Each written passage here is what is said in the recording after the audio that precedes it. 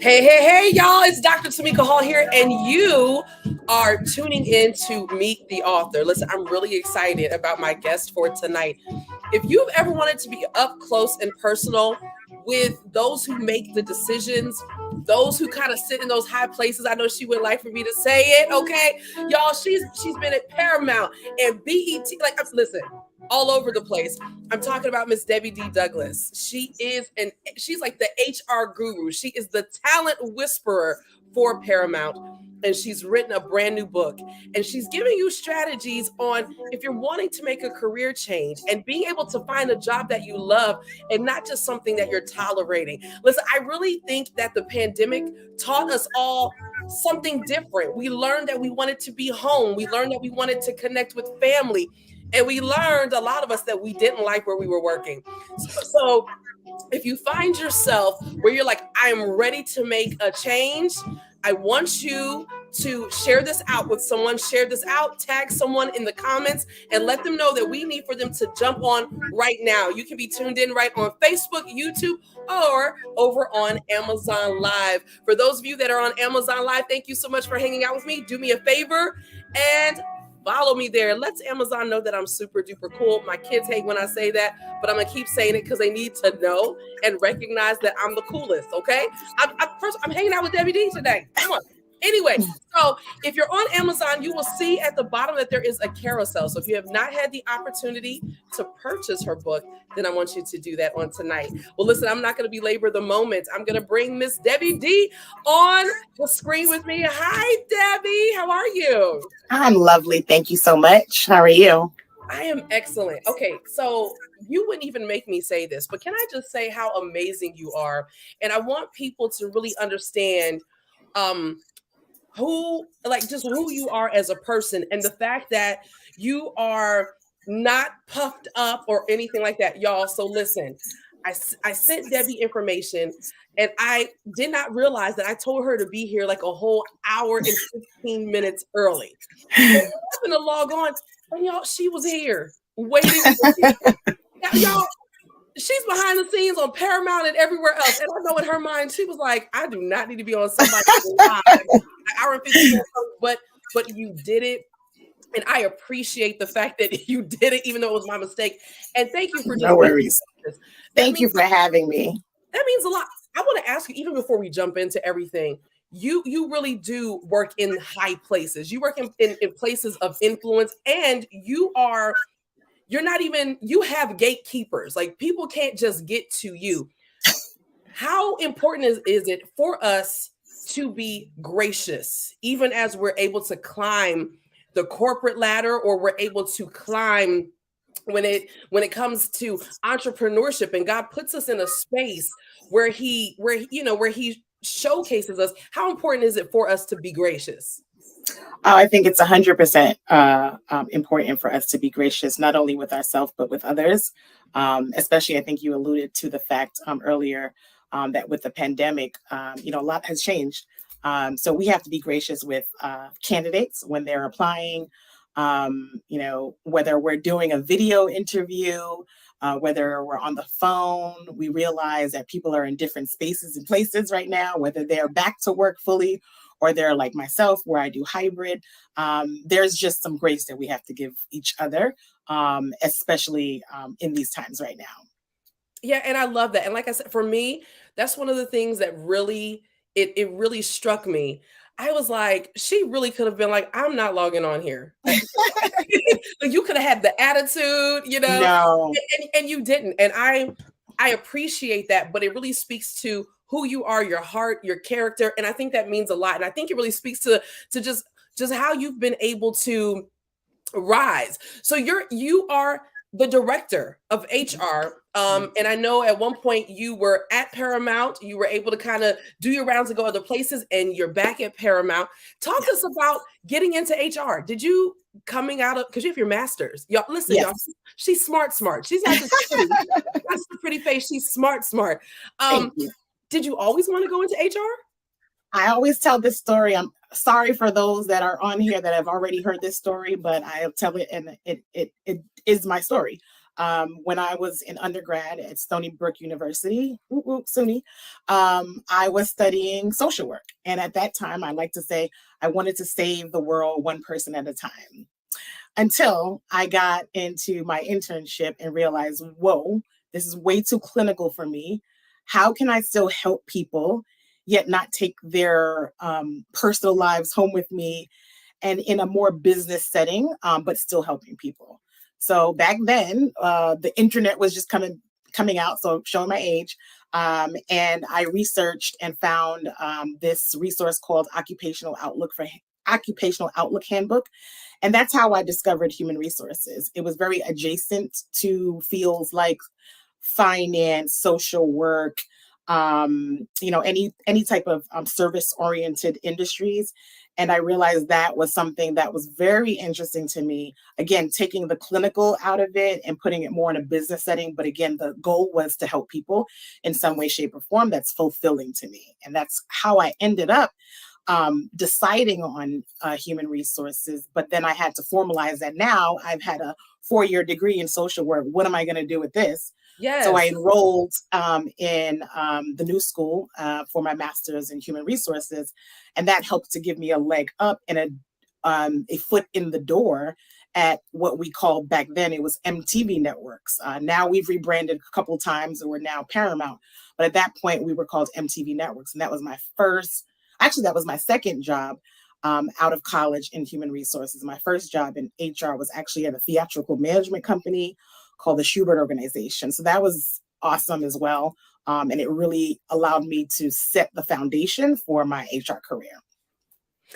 I love that. And I feel like I'm almost kind of going all the way around, because I had everything planned out on what I wanted to talk to you about, but sitting in front of you and listening to you, it just has me just wanting to just flow with you. Yeah. So you talk about the fact that you get this degree in social work and you realize, like, okay, like this is not for me. You know, I remember going to college, I was thinking I was going to be Judge Judy. I really wanted to be it's just so my personality, you know? Yeah. And then when I started going and having to sit with the state's attorney, I was like, this is so boring. There's nothing about it. Like, I'm the most dramatic person ever. And I'm like, I'm going to have to be working in law forever before I get my own TV show. Like, exactly. There's layers to this. I decided, I'm like, okay, we're going to shift. And I actually went and got my degree in theater.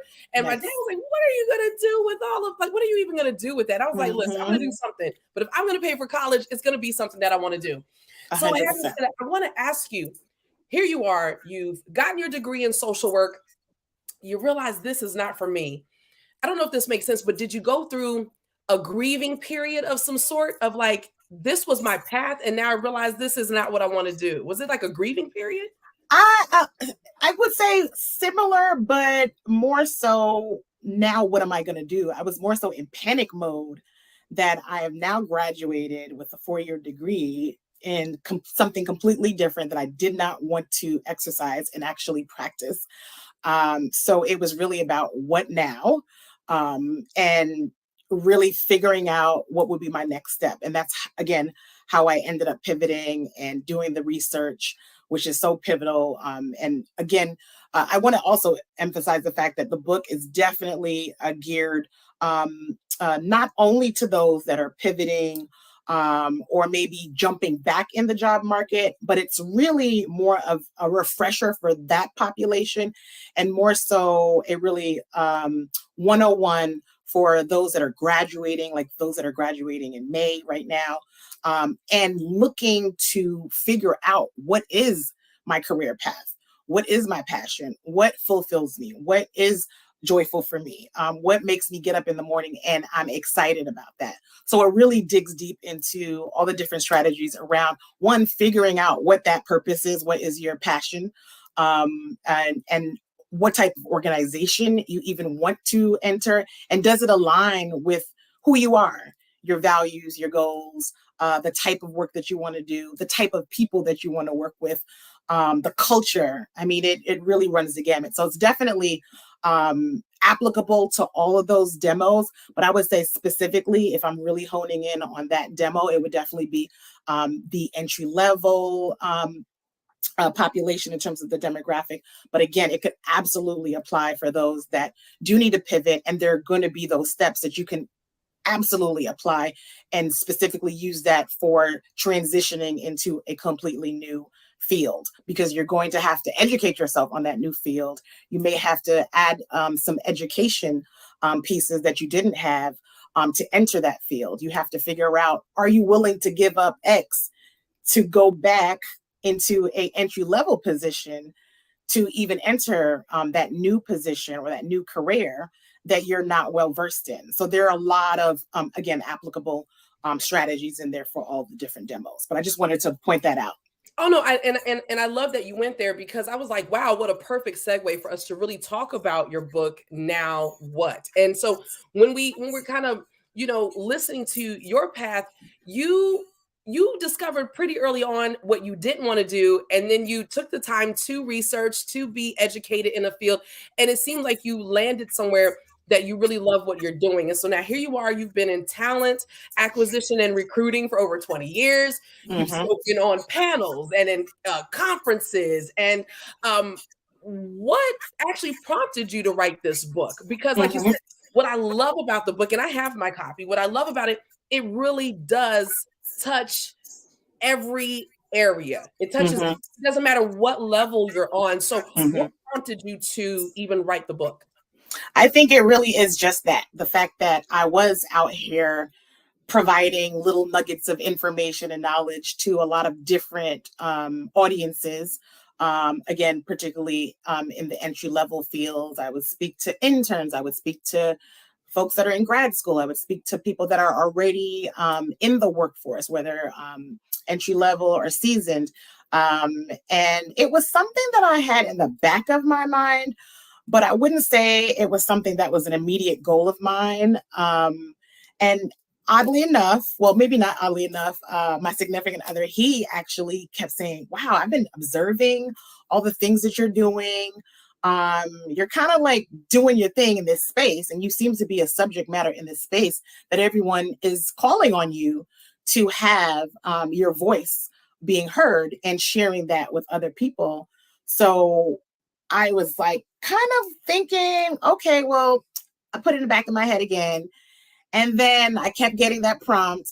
And that's when I decided, you know what, let me just put down on paper what I'm constantly telling people, but in one resource, a one-stop shop where you can have all of these strategies that I tend to share on a regular basis at, again, conferences or panels and things of that nature. So it's just a nice, easy read. It's an ebook where you can literally go through it probably within no more than 30 to 45 minutes. Yeah. It actually has a couple of resources in there that I point to where you can go and add additional tools to your toolkit, so to speak. But it's really great foundation to get started on what is next for you in your potential career if you have not yet defined that, and or if you have and you need to get a refresher if you have not been in the job market, or again, you're repositioning yourself to align with another career, then this would be a great foundation for you.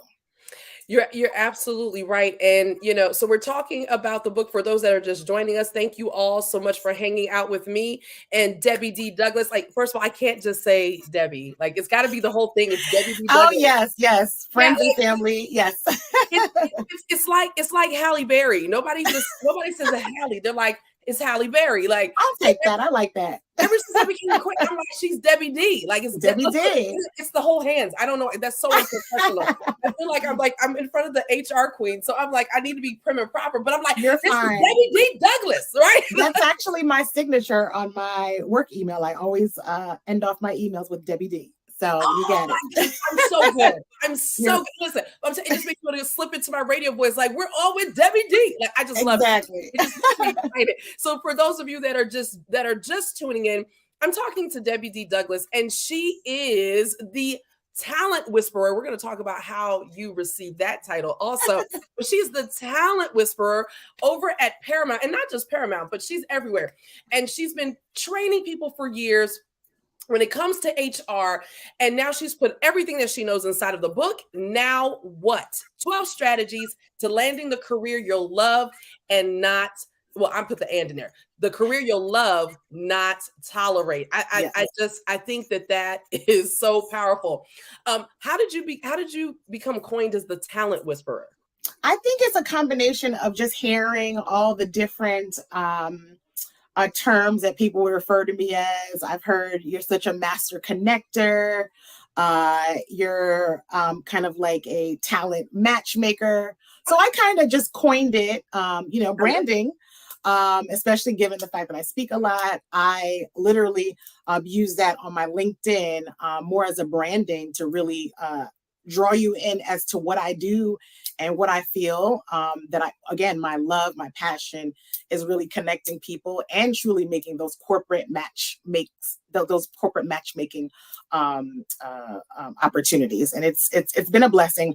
I always say that I'm one of those people that don't really have Monday blues. Would you believe it? Crossing fingers that it still remains. But not many people have those Mondays. And I want more people to have those Mondays. So you have to prepare yourself and position yourself to be in the right place with the right people at the right time. And how can you do that? You have to prepare. You have to make sure that everything kind of lines up. And no, we're not always going to get it perfect. I've misstepped. I've fumbled in terms of my career before. And, I got back on the ladder and tried again. But I think what you can do to avoid some of those pitfalls that I, may have made in my career earlier on is to have something like this where you're able to kind of point to a nice resource as to like, okay, well, what's next? Because they don't teach you everything. And again, I'm not the first person to create a career book. But I think at the end of the day, the way that it is situated is, again, a quick read. It gives you 12 impactful strategies that you can immediately put into place and see some results in terms of how you're going to go about your career journey or your career search or your job search. I love that. I love it. I mean, it's because I was going to ask you, what are some of I don't want you to give us all the strategies, but what are some of the strategies that you kind of share with people who are looking to pivot? I know that the book can be enjoyed by any level. And folks, did you see it's $8.99? So this is not going to break Can't beat that. No, you can't. And for those, and I just want to say to those, if you've ever wondered, can I gift an ebook? You absolutely can gift an ebook. You can gift more than one copy. This is the perfect gift for those that are graduating college. Yep. For those that, and I see LaWanda on here. LaWanda, thank you so much for hanging out with us. She said Monday blues, a whole thing. For folks experiencing Monday blues, why don't you gift them a copy of this book? It's just a powerful thing. But I want to ask you, for the person that's wanting to pivot, who is experiencing Monday blues, Tuesdays, Wednesday, Thursday, Friday, about the weekend, and they're just like, why do I have to work at all? Yeah, exactly. What strategies do you have for those people? I think for that particular population, there's going to be some research that you're going to have to do to figure out what type of transferable skills are adjacent to the career that you now want to jump into. Is it related? Is it similar in function? Like, for example, a sales and a marketing, they could tend to go together. But within all of that, once you've done your research, once you've networked with other people within that industry to glean some additional information, and also be realistic with yourself. Are you in a position to take a step back? Because sometimes that tends to, allow for a space where you may not feel comfortable. It may be a monetary setback. You may have to go back a couple of pay grades because, again, you're starting brand new. So you're not on this level. You may be coming in on this level because your skill set hasn't reached here yet. So the education piece, you may have to go back to school, or you may have to get a certificate, or you may have to enroll in some classes where you're going to get those tangible skill sets and learn new platforms. Are you comfortable with that? Are you going to be able, are you even set up, and do you have the resources to allow for you to go back to school if it is something that requires you to go back for a bachelor's or additional associates or a 6-month program? Can you do that realistically? Because we all have to pay the bills at the end of the day. Yeah. Or are you willing to sacrifice having a job and doing a side gig and doing your school, you know? So there's going to be some give and take. But if you're really committed to moving into a new field, it absolutely happens. It may be a little bit more challenging, but I think at the end of the day, the whole reason why this book exists, so that you don't have to do that. Because you've done all your research and realized that, you know what, this is the career that serves me. It's not a short-term gratification. It can be a long-term gratification. And then you have those instances where, you know what, you did everything that you were supposed to do, and either you're burnt out and or you have a different perspective. A lot of people have happened to them recently because of the pandemic, where everything is about intention and purpose. And does this job now serve my current intention and my current purpose? Maybe not. So maybe I need to rethink this and look at something different that, again, serves you're excited about it, you're passionate about it. But it comes with some drawbacks. But then it also has, you know, you may take 2 steps back and you may go 5 steps forward. But you have to be prepared for that. A lot of networking. Is it worth it? So we're talking about this stuff, and I know somebody is sitting here listening, and they're like, oh my God, should I even consider this? But is it worth it? I want to ask. I think absolutely. Because guess what? Our peace of mind is worth it. And if you're not in a place where you have your peace of mind, then you have nothing, because you're not going to be productive. You can't bring yourself to do your best when you're either unhappy, you're unfulfilled, and you know, you're just not in a space of feeling as though you're blessed because you have this job. It's just mundane. You may not like the people that you work with. You don't like the content of the role. So I think it's absolutely worth it. If there's one thing that everyone should do is bet on themselves. Come on here. I love that. I love it. I love it.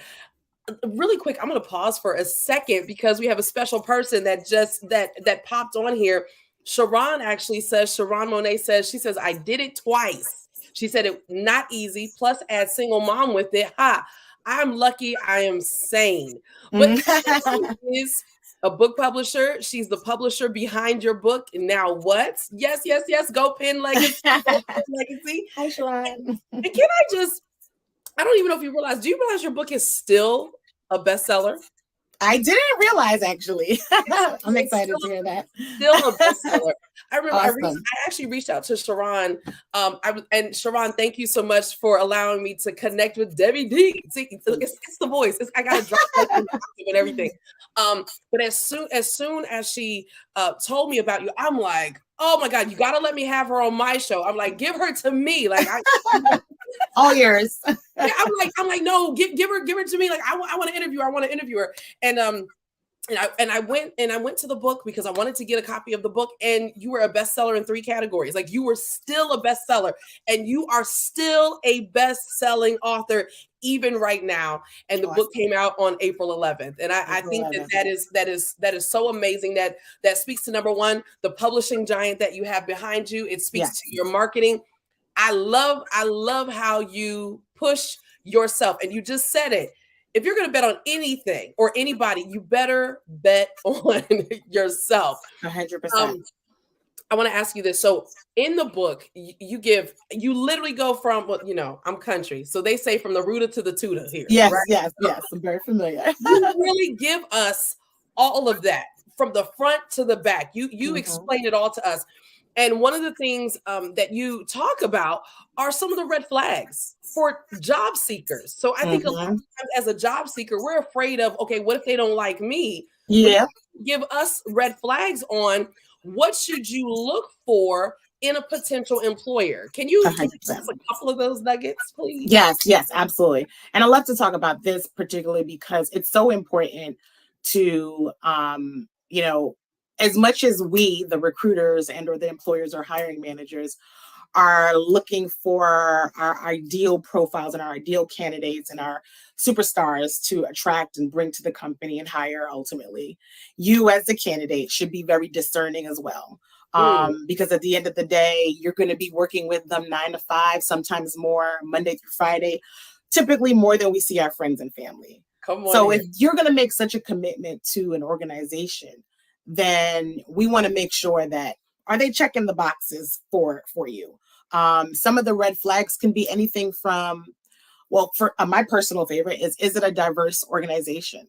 That is important to me, and I think it's probably important to many people. Um, does the population outside mirror the population in the organization? Are you the only one? Do you want to be the only one? What does that speak Mm, to about the organization in terms of their DEI practices, and how will you be received? Will you feel like you're included? So those are just one of the things. Maybe they have bad press, or negative reviews on Glassdoor, which is a platform a lot of people share their opinions on a company, whether it's because they interviewed with the company, they had a bad experience, or they worked for the company, or they're currently at the company, and you see a lot of bad reviews. That may be trouble, toxic work environment, that may uh-oh. be so many other different levers that are not positive that you want to look out for. There's always opportunities to, reach out to people in different companies that you're interested in, maybe on LinkedIn or just through networking, just to find out, how do you like working there? I'm thinking about working at this organization. What type of advice would you give me if I were to want to work there? What are the type of people that they look for, things like that. So those are probably two of the most important things when it comes to red flags for a company, that they could look out for.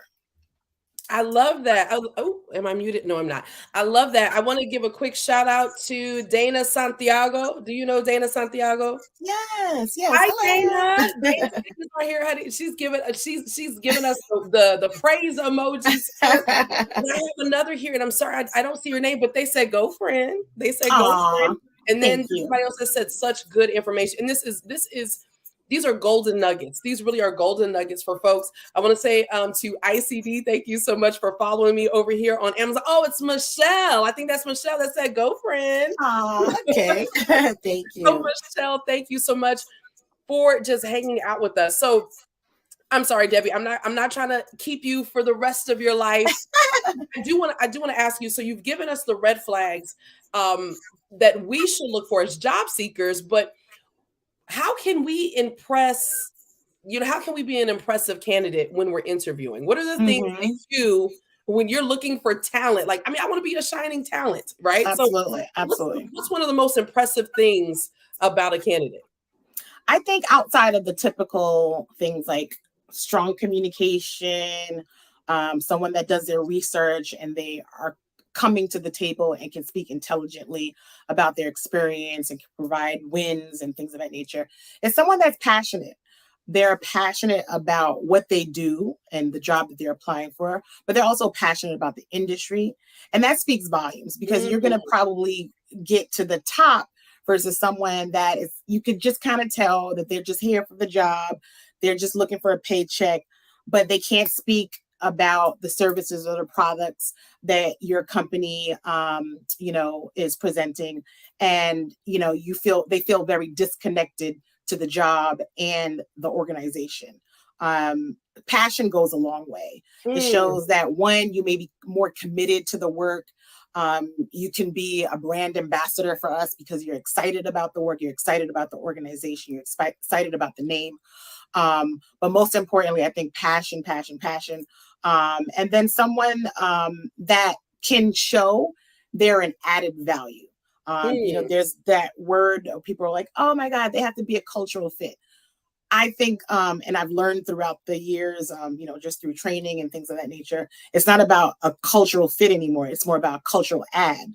How can you add to the organization? We don't want the same people, the same clone of the same person, because you're lacking in perspective, and you're lacking in different types of lenses that you're looking through. When you have someone that has a different lens or different perspective, then that also makes the company more innovative. It makes them more cutting edge when they have all these different perspectives swirling around, and you have that, just very much of an inclusive environment. Yeah. So you talk a lot about passion. I want to ask you, can you tell when somebody's faking the passion? I mean, sometimes you have what I would call great interviewers, where Yeah. they fooled us, and then 6 months later we're like, "Look, we did everything we needed to do on our part. We did all the research. They went through several interviews. They may have even taken an assessment, and then we didn't get it right." So we have those situations too. We don't always get it right. But then you have the situations where you can kind of tell the questions you ask, more probing questions, and it's not a yes or no questions. They're more like behavioral based or competency based questions. And that is where you start to kind of weed out folks and you can start to see and uncover the real genuine folks that want to be there because they're excited about it, and they can speak to it through their experiences, through how they took initiative, and that's what we're looking for. We're not looking for the fluff. We really want the creme de la creme. Any company I've worked for, we were able to get the creme de la creme because I've always worked for companies that were household, brand names. So we really can pick and choose the best of the best. So you have to show up as such. You better show up. You better be ready to play. Mm-hmm. Okay, so, I mean, the reality is people need money. The reality is people want prestige, right? People are, people, especially in this day and age where we see a lot of influencers, right? So people are wanting to break into these positions or corporations that are going to give them both money and prestige. What would you say to the person that they're feeling pressured? They're feeling pressured to either to go down a career path that they lack passion, because you talked about passion. They have no passion for it. What would you say to the person that's feeling that pressure? Well, I alluded to it earlier, but again, it's just really about making sure that you don't have to. It's easier to get in a job and start working in there than to get out and now have to try to figure out your pivot. So you want to try to avoid that at all costs, because again, how does it align with your interests, your passion, what you're good at, your skills, what brings you joy, or what fulfills you day to day? And you can only find that out if you kind of work on yourself and figure out, I've tried this, I've tried that, and that doesn't work. So typically, for example, you want to start this earlier on in your career. You're doing internships in college. You're figuring out, oh, wow, this is my major and this is my internship, similar to what I did. And it was like, oh, light bulb, this is not where I need to be. This does not align with what I see me doing for a long time. So again, it all goes back to aligning your interests and your passion and your strengths to ultimately end up getting the job that you're going to love. And not because who's paying the bills? You. They're not paying the bills. Yes. They're not the ones sitting at the desk falling asleep because you hate your job or looking for jobs while you're at work. You don't want to do that. So it's not about other people. You have to, again, bet on yourself, focus on what is most important to you, and your strengths and your weaknesses. Which one is going to yield you a long-term happy career versus, again, a lot of Monday blues. I'm going to tell you something. And in your book, you hit us hard with the very first chapter. And one of the things you discuss is what feeds your passion and pockets. Yes. So, you can get both. You can get both. Yes. I love that. Sharon says, this was a powerful strategy as it made me question my passion for my job. And after really thinking about it, I've updated my resume because I am not passionate. Thank you for Awesome. this nugget. Thank you for this nugget. I love You're it. welcome. And that's such a great place to end there where you're talking about, listen, you can have passion and you can fill your pocket. Absolutely. I have a question right on Amazon Live, and it says, are there any suggestions on what college students should do to get internships? Usually, the best avenue is to go through your guidance counselor, or the career development department in your college. Every college has one. They usually have a whole a book of resources. Well, it's not a physical book anymore. Everything is online now, but they usually have partnerships with organizations where they post their jobs. I know our campus and career team, they usually post their jobs with career development offices within different colleges. So that's like the first place to stop. And then, of course, even as a college student, make sure that you have your LinkedIn updated, and make sure that you are utilizing LinkedIn as a strategy and a resource for you to network with the people that you want to be, in terms of titles and roles, and the organizations that you want to be associated with, whether it be a professional organization. That's a great way to kind of get out there and learn more about a particular field and see what type of openings they have in terms of internships, and just the general career boards as well. But definitely join professional organizations that are associated or aligned with the career that you're interested in. And typically they have postings for internships as well. I love it. I love it. Sharon, I feel like Debbie is screaming at me because I told Sharon, we were just talking the other week, and I was like, I am not on LinkedIn. I'm like, I'm on every other platform. I'm so over it. I don't want to learn it. Yeah, I was like, I just don't get it. Like, It doesn't matter if you're in corporate or not.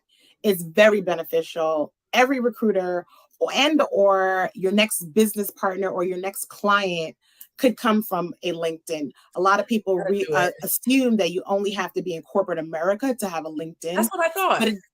but it doesn't matter what field you are in. It can really boost your network. It can boost your product. It can boost your service.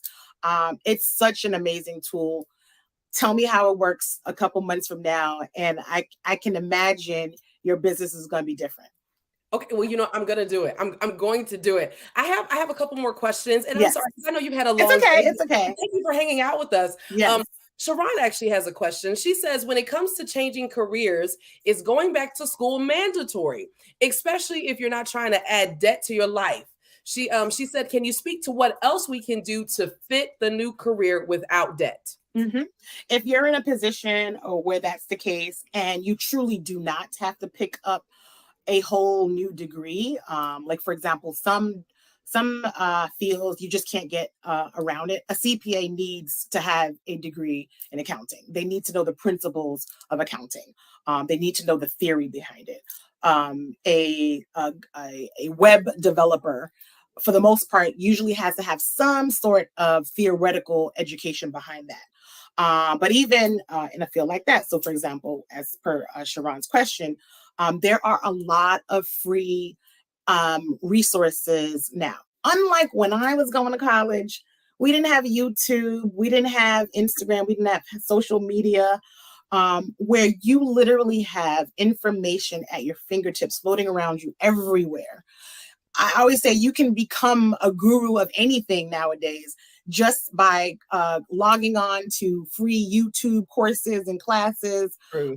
just information that people put out there based on what they do. And a lot of it is free. You can also enroll in maybe college. I forgot what they're called, but additional Like a courses, professional or development. it's non for credit, Yeah. and they tend to be cheaper than a degreed course. So that may be a cheaper alternative where you're still getting some theoretical knowledge, where you're not necessarily having to get a degree per se. But yeah, there is information at your fingertips everywhere you look when it comes to educating yourself, learning a new tool on your own. You can do that as well. If it requires a more tangible platform that you need to learn, you can do that on your own as well, like self-taught programs, or maybe even a certificate program, which is a tenth of the price of a college degree, and people will still recognize it depending on the career it is, where you can still get by, and it shows that you have some demonstrated knowledge in that particular area. Listen, I'm literally getting text messages so for anyone that's looking and you see me looking down, don't be saying Tamika is so rude. No, I'm getting text messages where people are like, this is so good. This Oh, is good. So good. It is That's so the good. goal. Yeah, and so thank you for everyone that's texting me. We appreciate it. If you don't want to be on camera, you can send me your question. You better do it right now while she's here. I want to ask you, is it a thing for adults to be able to participate in internships? Like, could an adult maybe come to you and say, listen, I've always wanted to do this. Can I get an internship? So that's the thing. Unless they're typically enrolled in an accredited college, typically an internship is reserved for those that can get college credit or a stipend that they pay. However, some organizations, maybe smaller organizations, they may coin the term as an intern, but it doesn't necessarily follow our rules and regulations around what is classified as an intern. So it can very well be instances where they have internships that don't necessarily follow what I know to be a corporate internship that requires you to have currently be enrolled in school, like a junior or senior, sometimes sophomores. Typically, they don't offer internships at the freshman level for, again, some organizations. I'm not speaking about every organization and every industry. I can only speak to the industries I've been in. But that can very well be, if you're able to, work for free and or work for a nominal amount to get the experience that you are looking for, absolutely do it. Even if you volunteer at an organization or a smaller company that may, be open to someone that does not have that hands-on experience, but they're willing to train them. Maybe they have a smaller budget, unlike a big corporation like us. They're willing to take a chance on someone that is new, fresh, and it aligns with what they can pay and what they can't pay, and it's a nice exchange. You're getting that great knowledge and that experience, and they're getting someone that they can actually afford to pay. Good stuff. Dana says LinkedIn is a game changer in networking and making moves. Okay, I'm gonna do 100%. it. Yes. I am. I'm gonna try it out, and I can't wait to message you and just say, all right, this. I want to hear all the amazing wins that come from this. I can't wait. I can't, because I'm telling you, I'm like, I don't get it. I don't understand it. I'm not. Yes. I'm just like, I'm not doing it. Not at all. Mm-hmm. This has just been so rich. Thank you so much for just taking your time and talking to us and giving us just these nuggets that we all can take. And like you said, I mean, and if people were really listening, first of all, I hope y'all took notes. Now, everyone knows I am a classic note taker. I take notes with everything. But you even drop nuggets for those who are looking to be brand ambassadors, right? Mm-hmm, you want to be an influencer. You talked about the fact it's important to be passionate. So yes, it's amazing to me that passion really is such a game changer for whether or not you're selected, whether there's even a head nod or a second look in your direction. Absolutely. And so that was really powerful. Listen, you gotta say something about your boo thing. We gotta go to homegirl talk for just a minute. Sharif was able to jump backstage. So talk to us about your honey bun. Let me shout out, he deserves it. Yes, indeed. Thank you so much for having me. Thank you for, allowing me to sit on your platform and just share just what I'm passionate about, and that is helping people finding their way through their career journey. So I'm so happy to be able to share that information with everyone on the platform. I do want to ask you, actually. Yeah. The book is titled Now What? I'm wearing purple in honor of the book. I hope that you saw that. Appreciate it. I hope I get points with the HR director tonight. Okay. I love it. I do want to ask you, now what for you? What's next? Are you going to be doing some type of group coaching or possibly, teaching a class or a seminar that aligns with the book, I think that's like would be so powerful with what. Oh my goodness. Pressure. I know, right? But you know what? I always say, you got to get comfortable with getting uncomfortable. So these are definitely things that I am starting to think about in terms of how I can continue to help people in a different way, and maybe share it in smaller groups. So more to come on that for sure. Yeah, more to come on that for sure. But it's definitely things that I have started to think about, to continue to spread that information out there. And how can people connect with you? How can they connect with you? I have your information scrolling below, but let us know how we can get connected. Yes. How can we buy the book? Are there other ways besides Amazon? Yes, absolutely. Because it is an ebook, so you're not getting a physical copy, you are able to go to Amazon to purchase it. But to actually download the book, you need either the Kindle app or the Kindle Reader. You can also, if you do not have a reader, you can also, if you have an iPhone, you can download it directly from Apple Books. Super easy. If you do not have that, you can go to ebooks.com, where you can download it directly from the internet, and you can actually read it on the internet or on your phone, as well as my publisher's site, penlegacy.com. It's also on Barnes & Noble as well, through the Nook app or the Nook Reader.